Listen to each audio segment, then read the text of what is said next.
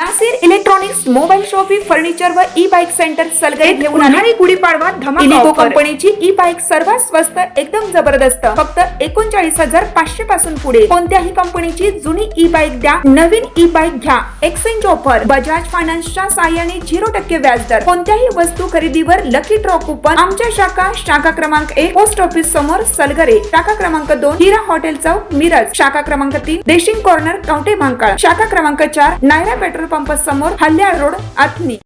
प्रत्येक बातमीतील घटनेच्या वास्तविकतेची तुलना थेट पाहत रहा चांगली अपडेट।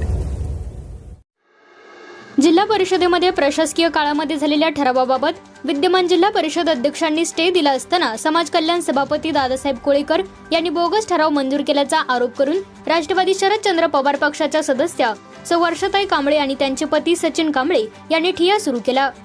या आंदोलनाला भाजपचे गटनेते आशिष जाधव यांनी पाठिंबा दिला। मात्र काही वेळातच आंदोलनाच्या ठिकाणी राष्ट्रवादी शरदचंद्र पवार पक्षाचे सदस्य संजय बनसोडे आले। तुम्ही विरोधी पक्षात असताना या आंदोलनात कसे सहभागी झाले असे त्यांनी विचारलं। त्यावेळी योग्य मागणीसाठी आंदोलन सुरू असल्यामुळे आपण यामध्ये सहभागी झालो असं आशिष जाधव यांनी सांगितले। यावेळी जाधव आणि बनसोडे यांच्यामध्ये जोरदार वादावादी झाली, त्यामुळे काही काळ या ठिकाणी तणाव निर्माण झाला। सांगली जिल्हा परिषद समाज कल्याण विभागाच्या समितीने झालेल्या सभेमध्ये मागासवर्गीय वस्तीमध्ये सौर पथदिवे बसवणे या कामाला मान्यता देऊन ठराव मंजूर केला।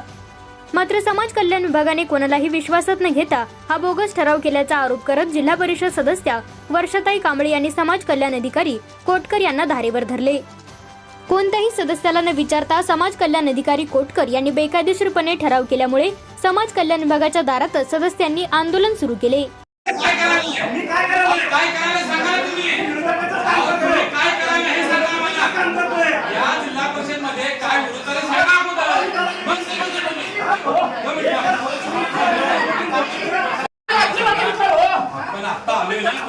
तुमच्या बाजूने आलोय का म्हणून आलोय तर तुमच्या बाजूने आलोय